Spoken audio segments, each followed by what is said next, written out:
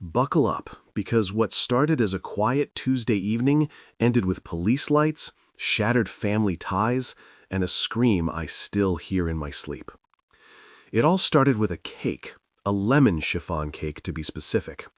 I was in the kitchen fumbling with powdered sugar like some sad little pastry chef trying to make something nice because it was our anniversary. 9th, I think, or 10th, I don't even know anymore. The numbers don't mean anything when you find out you've been living in someone else's lie. I heard keys jingle at the front door. I was smiling, actually smiling like a fool, holding a slice of cake on a plate with a tiny paper flag that said, "You're still my favorite person."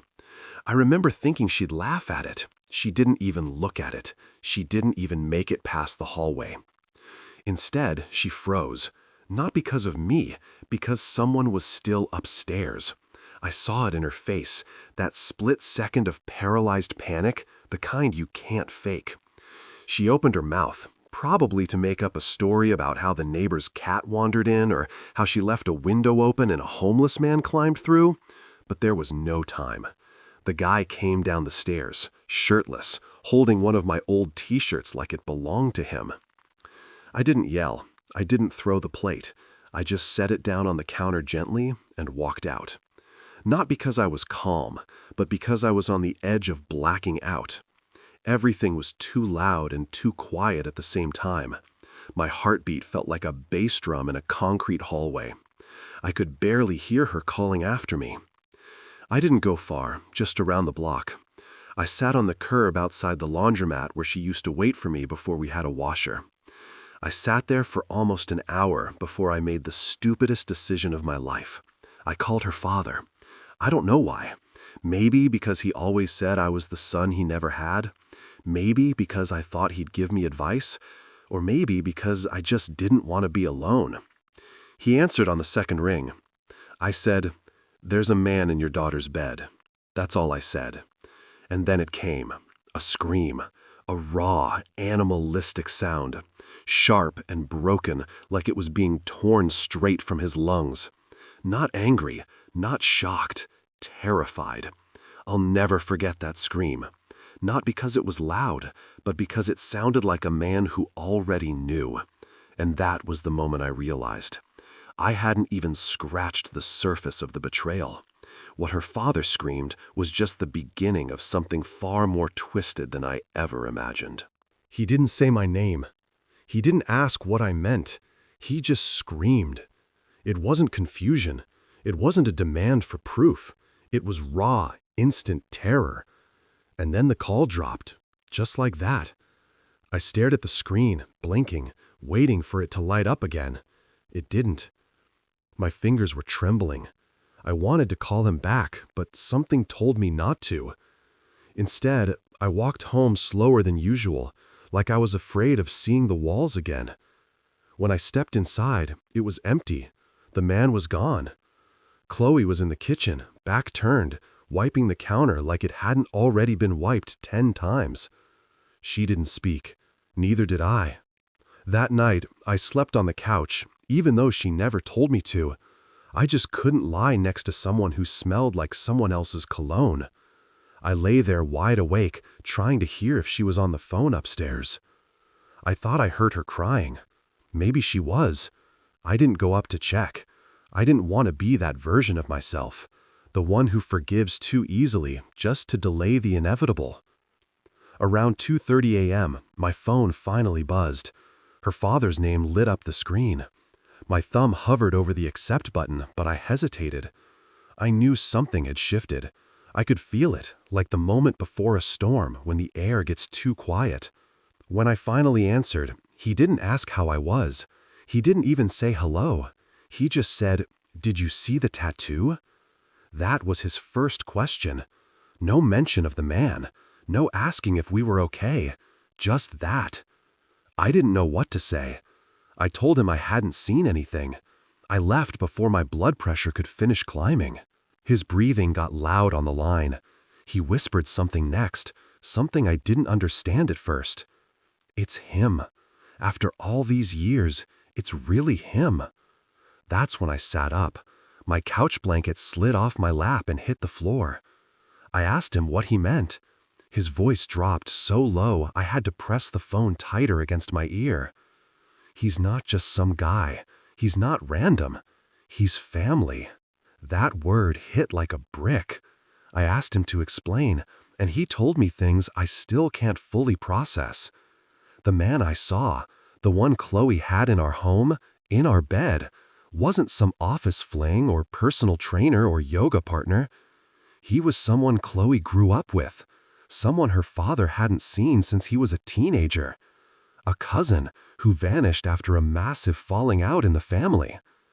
Someone who had once been removed from every photo album, every family reunion invite, every will. A name that hadn't been spoken in years. Her father thought he was gone for good, until he saw him again. Not in person, but in a photo. A photo Chloe accidentally sent to the family group chat 6 months ago and quickly deleted. He thought he was imagining things back then, thought maybe it was an old image from the past. But tonight, when I told him what I saw, the denial collapsed. "He's dangerous," her father said. "He's obsessed. He wasn't supposed to come back." I sat there cold and half shivering because I realized something horrifying. This wasn't just betrayal. This wasn't just cheating. This was something worse. Something deep-rooted, secretive, and deliberately hidden. Chloe hadn't just lied. She had let a ghost back into our lives, one her own family had buried. And now he was in my house, wearing my shirt, touching my wife, and I didn't even know his name yet. The next morning didn't feel like a morning at all. It felt like an extension of that same haunted night, stretched out into daylight with none of the warmth. I sat on the edge of the couch, still in the same clothes, watching the sun crawl up the wall, like it didn't care whose life it just wrecked. Chloe came down the stairs eventually. She didn't look surprised to find me awake. She didn't ask how I was. She just looked at me like someone who'd already accepted the worst was coming and didn't feel like pretending anymore. I asked her straight out, who was he? No yelling, no drama. Just those 3 words. Her eyes flickered. She sat on the ottoman across from me, pulled her sleeves over her hands like she used to do when we were dating, and said, "His name's Marcus." Marcus, a name I'd never heard, not in stories, not in family photos, not even in her weird little rants about childhood. It didn't fit. I asked her where she met him. She didn't answer right away, just stared at the floor and said, "He found me online 6 months ago." Something in me twisted like a knot being pulled tighter. I asked the question that scared me most. "Is he your cousin?" That made her look up. She didn't even try to lie. He was something like that. My dad hated him. It's complicated. She wouldn't say more. Wouldn't explain how something like that led to the man sneaking around our house like a parasite. I told her dad had called me, that he screamed when he heard Marcus's name. She flinched. That was the first real emotion I'd seen in her since it all began. Then she stood up, as if the conversation was over. Just like that. As if years of love and trust could be shrugged off with a shoulder roll and a sigh. I followed her into the kitchen, desperate to understand. I asked, "Why him?" She said, "Because he saw me when no one else did." That line will haunt me forever. I was the one who stayed up with her during her anxiety attacks. I was the one who celebrated her every boring promotion. I memorized her coffee orders, carried her tampons in my backpack, learned the names of her plants, and some ghost from her past just saw her. What was I doing all those years? Invisible. Before I could say anything else, the doorbell rang. She froze. So did I, because no one rings our bell unannounced, not at 7:42 in the morning. She whispered, "Don't answer it," but I was already moving. It wasn't him, it wasn't Marcus, it was her father. But not the version I knew, not the warm, sweater-wearing man who made dad jokes about my bald spot. This man was shaking, pale, and his eyes looked like they hadn't slept in days. He pushed past me like I wasn't even there, walked straight up to Chloe and said, "Did you let him in this house?" She didn't reply. She just lowered her head. That was all he needed. He turned to me next, and what he said chilled me more than anything I'd seen so far. "Marcus isn't just dangerous. He's not even supposed to be in this country." I blinked. "What do you mean?" "He's been deported twice. His real name isn't even Marcus." I didn't know how to process that. My wife had invited a man with a fake identity, a man who'd been legally removed from this country, into our home, into our bed. I didn't know what to do. I didn't know if I should call the cops, a lawyer, or a therapist. All I knew was something much deeper and darker was going on, and Chloe was still hiding pieces from both of us. Her father grabbed my arm and whispered, "He's not just a cheater, son. He's a threat." And that's when I noticed the scratch on her neck. I didn't want to ask her about the scratch. I wanted to believe it was nothing. Maybe she bumped into a cabinet, or the cat we never owned magically appeared and clawed her on the neck. But her silence was louder than any excuse she could have made. And her father saw it too. His jaw clenched. He wasn't just worried anymore. He was afraid. Not for her. Of her. He looked at me, and there was something helpless in his eyes, like he'd already tried to stop all this once and failed. He reached out, gently brushing the edge of the red mark on her collarbone with 2 fingers. She pulled back like he'd burned her. "What did he do to you?" he asked. Chloe wouldn't meet his eyes. "It's nothing," she said, her voice a tight wire. "Neither is that." She turned away, gripping the edge of the counter like it was the only thing keeping her upright. "It's not what you think," she muttered. But that wasn't an answer. That was a shield, and I knew that tone too well. It was the same one she used years ago when I caught her secretly smoking again after her "I quit for good" speech. The kind of voice you use when you've given up trying to convince people you're telling the truth. Her father sat down heavy, like his legs had given up. He stared at the floor and said something I almost didn't catch. "I should have told you everything years ago, but I thought he was gone." I just stood there, caught between a marriage crumbling at my feet and a family secret no one had the guts to fully name. "Gone where?" I asked. "Prison? Another country? What exactly did this guy do?" He didn't answer me directly. Instead, he told a story. Years ago, decades actually, Marcus, or whoever he really was, had been part of a custody battle. Not his own, but his older brother's, Chloe's uncle. Marcus had stepped in, trying to take the kids after claiming his brother was abusive. Except the allegations turned out to be fabricated, and worse, Marcus had no legal standing. It was a mess. Court documents, police involvement, restraining orders.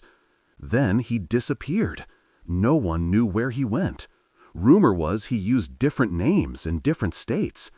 There were whispers about fraud, identity theft, even rumors he tried to change his appearance. Chloe was just a kid back then. No one ever explained it to her, not properly. And now, somehow, she had let him back in. I asked her directly, "Did you know all of this when he showed up?" She didn't respond. She just whispered, "He told me a different story." Her father shook his head slowly, like he wasn't surprised. Of course he did. That's what he does. He makes himself the victim, always. I suddenly realized the scratch on her neck wasn't fresh. It had scabbed a little. That meant it had happened before I walked in on them. Maybe not during that night. Maybe before. Which made me wonder, how long had this been going on? Weeks? Months? Longer? I left the kitchen without saying a word. I went upstairs, opened her nightstand drawer. She always kept her charger, some receipts, and her backup phone in there, the one she said she only used when traveling. It was still warm. I opened it. No passcode, just a wallpaper of the ocean, calm and distant. I tapped into her messages. His name was saved as M. And the things I read, I'll never unsee them. It wasn't just cheating, it was worship. She talked to him like she needed him to breathe. She sent him pictures, told him things about me, mocked me. She said I was too gentle, too safe, that I wasn't a man, that M made her feel alive. I sat there, holding that phone, feeling like I was about to come apart. I wanted to scream. Instead, I went back downstairs and set the phone down on the table without a word. Her father saw it. He didn't need to ask. He knew. And for the first time, I saw something crack in him, too. Maybe shame? Maybe regret? I couldn't tell. Then he said something I didn't expect. "We have to go to the police." I looked at him stunned. For what? Because he's not just after her anymore. He's going to come for you next. And that's when the door creaked open. The sound of that door creaking open didn't just break the silence. It shattered something inside me. I turned fast, heart punching my ribs, expecting to see some shadowy figure, some looming threat, some confirmation that all of this had officially left the realm of reality. But the doorway was empty, nothing there, just the slow swing of the front door pushed by the wind. It hadn't been shut properly. Still, I felt like we'd all just flinched at a ghost. Her father stood up, all alert now. He walked over, locked it tight, then turned and looked at both of us. "This house isn't safe anymore," he said, and I couldn't argue. I didn't feel safe in my own skin, let alone under this roof. He started pacing, muttering half-thoughts like he was building a plan in real time. I caught pieces, something about an old investigator he knew, someone off the books, someone who owed him favors. Chloe sat down, finally quiet, her eyes wide but unreadable, like even she didn't know what was going to come next. I wanted to ask her more, wanted to demand answers, but I was too raw. I felt like if I asked the wrong thing, I'd start crying again. And I wasn't going to do that in front of her, not after everything I read on that phone. I just kept staring at the table where the phone still sat, like it was a bomb waiting to go off. Then her father said something that made my blood run cold. Marcus's real name isn't even Marcus. It's Julian Moss. That name meant nothing to me at first, but the way he said it, like it tasted bitter, told me everything I needed to know. "Look him up," he said. "You'll find newspaper clippings, not recent ones, but they're out there. Arrests, restraining orders, families who tried to press charges. He always disappears before things go to court." I did as he said, pulled out my laptop, typed it in, and there it was. A trail of stories going back almost 20 years. Domestic disturbances. 2 missing person investigations where he was named as person of interest. A woman found locked in a basement, unconscious but alive, filed a report that was quietly dropped 3 weeks later. I felt sick. I wanted to throw up. I looked at Chloe again. "Did you know all of this?" I asked. She didn't nod. She didn't shake her head. She just whispered. "He told me they were all lies, that everyone was out to ruin him, that he'd been framed." And she believed him. She let him into her life, our home, our bedroom. I didn't realize my hands were shaking until her father reached out and placed his over mine, steadying them like I was a child having a nightmare. "You didn't do this," he said quietly. "She did, but it's not too late to fix it." I don't know what happened inside me in that moment. Maybe it was the shock wearing off. Maybe it was rage finally rising after too much silence. But I stood up, walked straight to the closet, grabbed the duffel bag I used for weekend trips, and started throwing things into it. She called after me, asking what I was doing, but I didn't answer. I wasn't leaving permanently, not yet, but I needed distance. I needed to breathe air that didn't smell like betrayal. Her father didn't stop me. He just handed me his spare keys and said, "You can stay at my place." I was halfway out the door when she finally snapped. Her voice turned sharp, desperate. "You think you're better than me? You think walking away makes you some kind of hero?"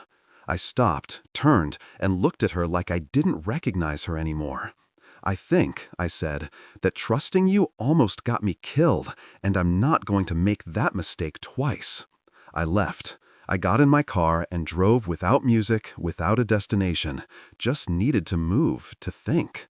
But what I didn't know, what none of us knew yet, was that Julian wasn't done, not even close, and the message he left taped to my car's back window that night proved it. I didn't notice the note until hours later, after I'd already been to a diner, aimlessly wandered around a gas station for bottled water I didn't drink, and sat in a grocery store parking lot watching people live normal lives. I parked outside her father's house just after midnight, headlights off, heart still hammering like I'd just run a mile. I stepped out into the cool air, stretching my stiff legs, and that's when I saw it.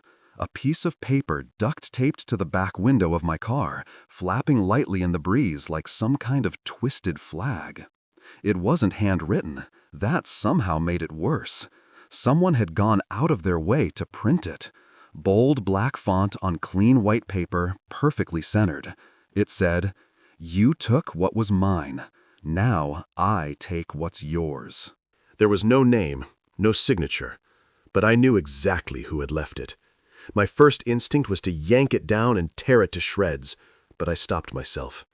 I took a photo, slipped the note into a Ziploc bag from my trunk, and went inside, every muscle in my back tight as stone. Her father was asleep on the recliner. I didn't wake him, just sat on the edge of the couch, staring at that picture on my phone, zooming in on the typeface, the slight smudge at the edge of the tape, the creases in the paper. I don't know what I thought I'd find. A clue? A mistake? But I found nothing. Just that same message playing on repeat in my head like a threat disguised as a riddle. You took what was mine. But I didn't take anything. Chloe chose to bring him back. I was just collateral. Or maybe I wasn't even that. I was just in the way. The next morning I showed the note to her father. He didn't speak for a while, just rubbed his jaw and muttered, "He's spiraling." Then he said something that hadn't crossed my mind yet, and when he did, I felt my entire chest cave in. What if he's already taken something, and you just don't know it yet? I went completely still. My bank account, my emails, our home security login, our garage code, my work badge ID. She had access to it all, and if she gave him any of it, even unintentionally, he had enough to turn my life inside out. I spent the next 3 hours resetting passwords, canceling cards, and changing every lock I had control over. I called my office and requested emergency access revocation until I could be physically verified. And all the while, her father was calling old friends from his days in state administration, retired cops, private investigators, people who knew how things slipped through the cracks. Everyone said the same thing. If Julian was off the grid again, no one would find him, unless he wanted to be found. Then came the call. It was Chloe. I almost didn't answer, but curiosity and anger made me swipe the screen. She was crying before she even spoke. Not performative sniffles, guttural shaking sobs that made her words hard to understand. I told her to calm down. She said he had shown up again, not at the house, but at her job, at her parking garage, just stood there, leaning against her car, arms folded like he was waiting for an invitation. She didn't get in. She turned and walked straight back inside. Said she told security, but by the time they came out, he was gone. I asked her why she was calling me about it. She said, "Because I think he thinks I'm still his." That sentence broke something in me. I had no response. What do you say to that? What kind of woman gets tangled with someone like him, hides it, lies to everyone, and then calls her estranged husband for comfort? I told her not to call me again, unless it was to help press charges. Then I hung up. Her father stood across the room watching me the whole time. He didn't need to ask what she said. He already knew. And he told me something then I won't forget. If he comes back again, don't try to be the bigger man. Don't argue with crazy. Just be ready. And so I was. I spent that evening buying cameras, installing alarms, and borrowing a handgun from one of her father's retired buddies. I never believed I'd be the kind of guy who needed one, but betrayal has a way of reintroducing you to survival. Still, even with all that preparation, I wasn't ready for what came next, because the next time Julian showed up, he didn't come for me. He came for her father. It happened just after sunset, the kind of dusky orange sky that makes you forget how close danger can sit in plain sight. Her father had gone outside to water the potted plants. Ridiculously normal behavior for a man who was supposedly hiding from a dangerous lunatic. I watched from the window, mug in hand, feeling strangely detached, like I was in a movie where I already knew the ending, but couldn't look away. He knelt to pull a weed from the edge of the walkway, and I remember thinking how calm he looked, how composed, considering the chaos we were tangled in. Then I saw the figure move behind the hedges. At first, I thought maybe it was just someone passing by, a neighbor. But something in the stillness of the movement made my stomach tighten. It wasn't casual, it was calculated. I stepped toward the door quietly, like my footsteps might change the course of what was about to happen. Her father didn't notice. He was still fiddling with the hose, turning the nozzle like nothing in the world was wrong. Then Julian stepped into view. No mask, no hood, just him. That same unnervingly relaxed expression, the slight lean in his posture, the smirk he probably rehearsed in mirrors. He didn't yell, he didn't run. He simply said, "Robert." Calm, like an old friend greeting someone he used to fish with. Her father stood slowly. They locked eyes for a second too long, and I swear in that moment I felt something ancient pass between them. Hate, yes, but also history. Too much of it.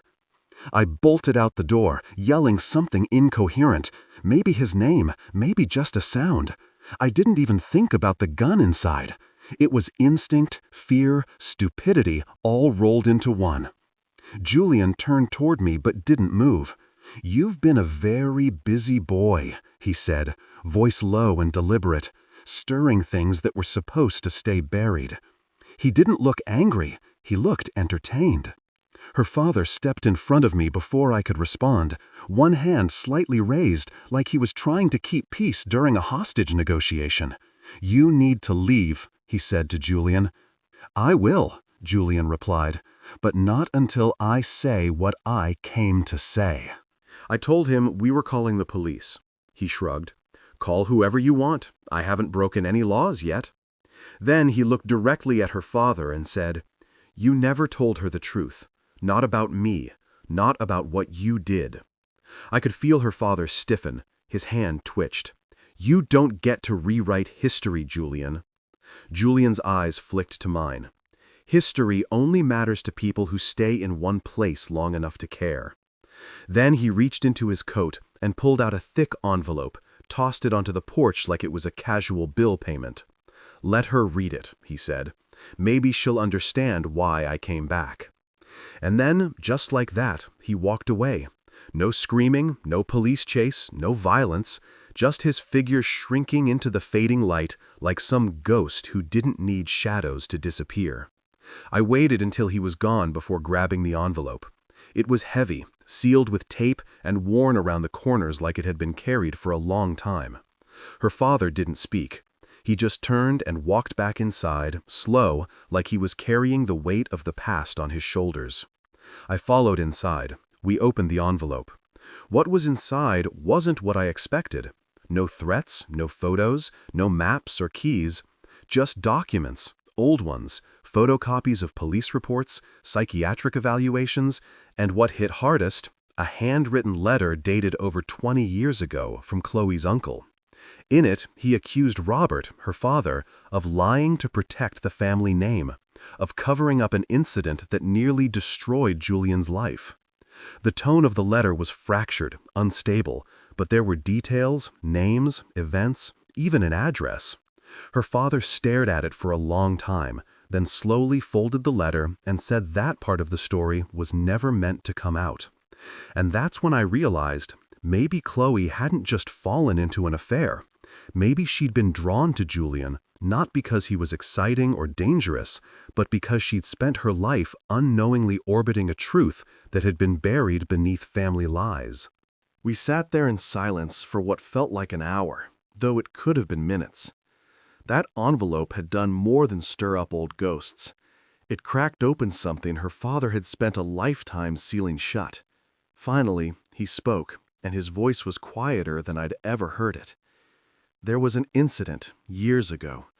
Chloe was too young to understand, and I thought I was protecting her. But Julian, he didn't make everything up. He wasn't completely innocent, but I wasn't either. What came next wasn't easy to hear. A family dispute turned ugly, an accusation no one wanted to believe, and a compromise made behind closed doors to avoid a public scandal. Julian had been painted as the villain to keep the family image clean. Her father had pulled strings, silenced records, pushed him out of state, hoping it would all fade with time. But people don't fade when they feel erased. They fester. I left the house not long after that, not in anger, but in exhausted clarity. I didn't want to stay tangled in a legacy of secrets. Chloe tried reaching out once more, said she was trying to understand everything, but I didn't reply. Some truths aren't meant to be unpacked together. Some healing has to happen far away from the person who hurt you, no matter how much they claim confusion over cruelty. It's been 4 months now. I moved to a different city, took a lower-paying job that somehow makes me feel more human, and found peace in the little things again. A quiet morning with coffee that doesn't taste like betrayal, a walk where no one is waiting in the shadows. Her father and I talk sometimes. He apologized, not just for the lies, but for putting me in the path of a storm I didn't start. He even mailed me an old photo of Chloe as a child, standing next to him in a backyard that looked untouched by the past. I kept it, not out of nostalgia, but because it reminded me that not all stories are black and white. Some are just unfinished pages left in the wrong hands. And Julian, he disappeared again.